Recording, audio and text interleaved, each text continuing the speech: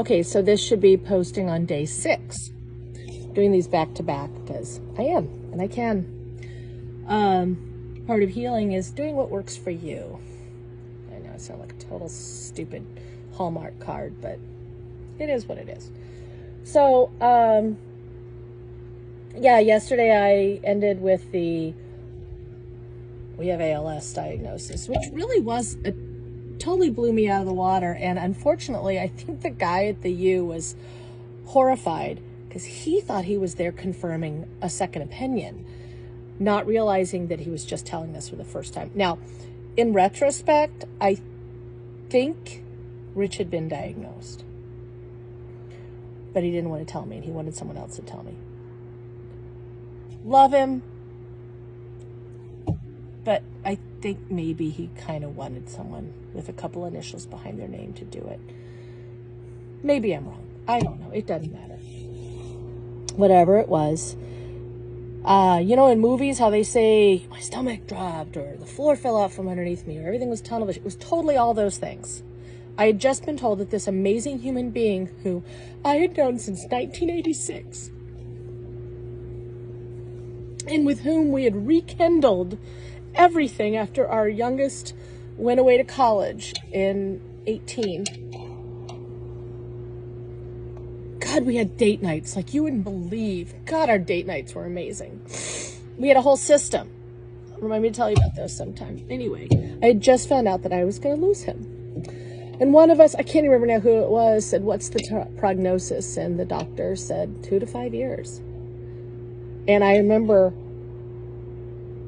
crossing over to him, to where he was on the table, and just like, I think I put my arm on his shoulder, my hand on his leg, and I just kind of held and tried not to freak out, because I knew right now it was about him.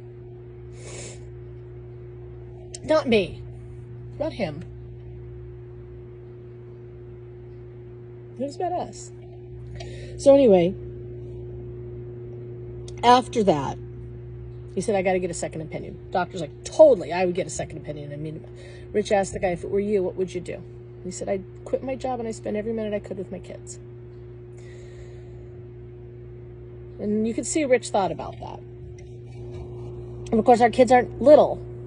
You know, they're in college in Michigan or in the Navy in Italy. And so it's a little different.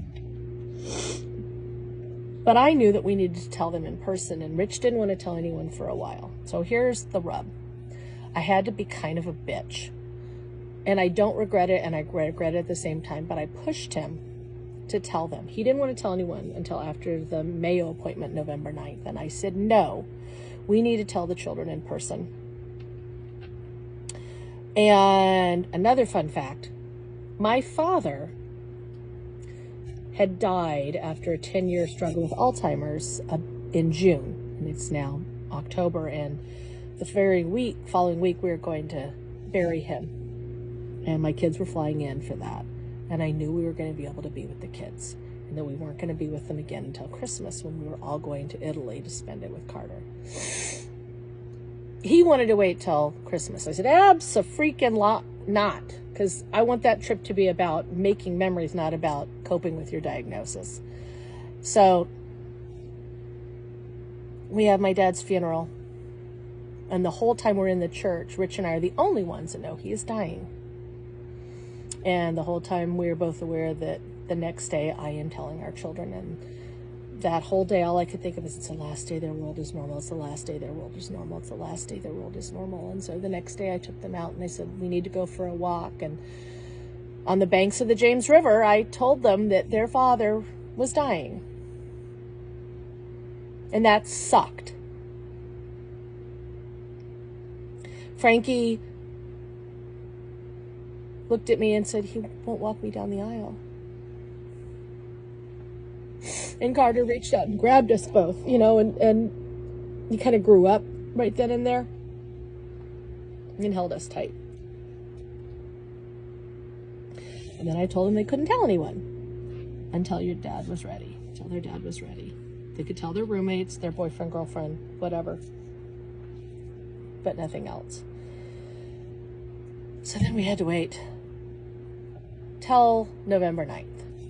for his Mayo visit.